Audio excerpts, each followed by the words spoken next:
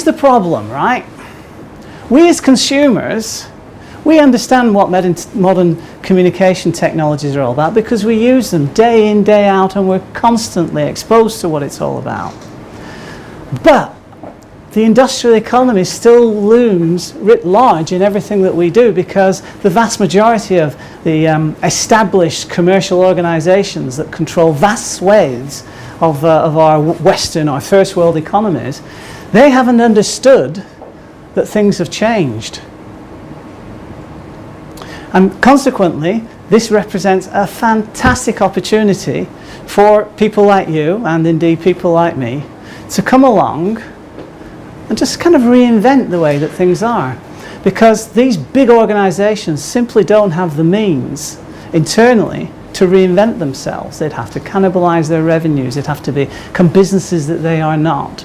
And the literature goes on forever and ever and ever and ever about how it's almost impossible for large organizations to respond to the realities of change. So, the new era of marketing is essentially seamless customer experiences. This is what we all need, right?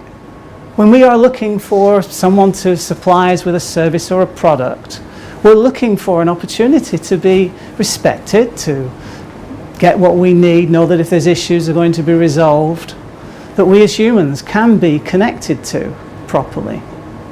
And so you look at the organizations that are absolutely doing this better than anybody else in the world today. Zappos. Has everybody heard of Zappos? Yeah.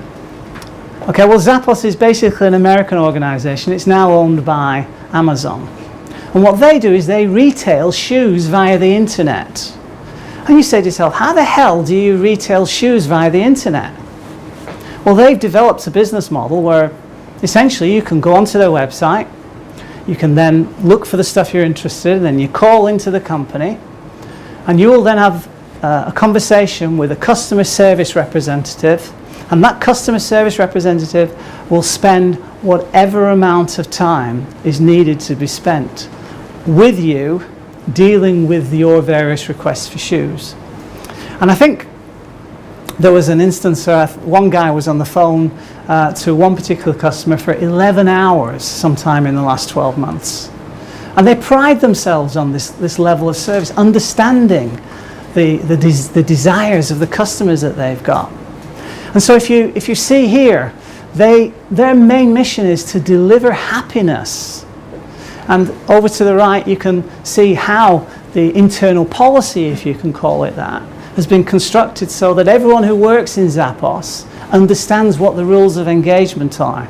So there's no confusing what's required to deliver happiness in that context. And by the way, if you don't know how they deliver the shoes, essentially after you've finished ordering the shoes, you then get them all sent to you. It's completely free. You get to try them on at your own time in the comfort of your own home. And then when you've decided what you want to keep, you keep them. And those that you want to send back, you send them back completely free of charge. And that's how Zappos have delivered a customer service experience that is in tune with the realities of the connection economy. Now, there's another example that we're all familiar with, and it's sort of launched itself in my psychology over the last 10 years or so. Does anybody remember what life was like before Starbucks in Hong Kong? I suppose you all go out and have your meetings and you can trust that there'll be a Starbucks in the location that you need to have a Starbucks, and you can go in and there's nobody pushing you out over time. You can spend as little or as much as you like, or indeed spend nothing. A lot of people do spend nothing. But Starbucks has been designed to deliver an experience. Of course, they retail coffee at the end of the day and so on other drinks. But again, if you see here how they teach this, in a sense, the DNA of what the Starbucks experience is when Starbucks staff are interacting with customers. Never mind what's been done in terms of the design of the experience. But you can see here there's a certain sort of, psychology that says we're dealing with humans, and we as humans need to be dealt with in a particular way based on respect and based on the human condition. And this is what Starbucks have done. Now, I've cited 2 examples there of customer service using the internet. I want to talk about a kind of a digital service where they've got it right. It's a very, very simple idea, but they've got it right. I'm sure everybody's heard of Netflix, right?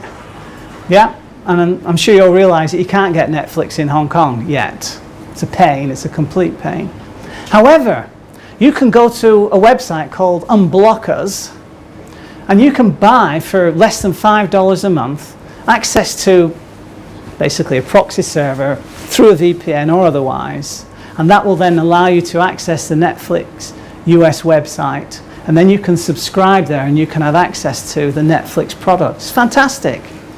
Now, I don't know about you, but I've always found dealing with technology companies via the web a complete pain, because they simply in the main don't understand what it's like to be a consumer, because if you've got a propeller in your head, you think about the world in a certain way. Now, what's really good about this little service that costs less than $5 a month, UnblockUS, is that they've understood that a human being, when they're using their service, wants to do one thing and one thing only, and that's access Netflix. They're not really interested in anything else. And in order to access Netflix, there's a few things that you need to sort of master on their website. And if you look at this, they've kind of got it right. There's a couple of things here that, you know, alert you to the technological side of you wanting to use a service. Not a big deal. And then your account details. And then here, your subscription. So this is what it costs. Now, as it happens, this one is active for now, but I've set the instructions not to renew. But at some stage in the future, I'm going to want to change those instructions. So instead of like PayPal historically have always done, although I think they've improved things now, hiding things in the guts of the technology and the website, and you're never quite sure how to get there, these guys have figured it out. They figured out that somebody might change their mind about accessing Netflix through Hong Kong, and they might want to use the UnblockUS service again. So here's a little reverse cancellation button. One click and you're back in business. Really simple stuff, because these guys are delivering an experience and they've understood what it is that people need to get from them.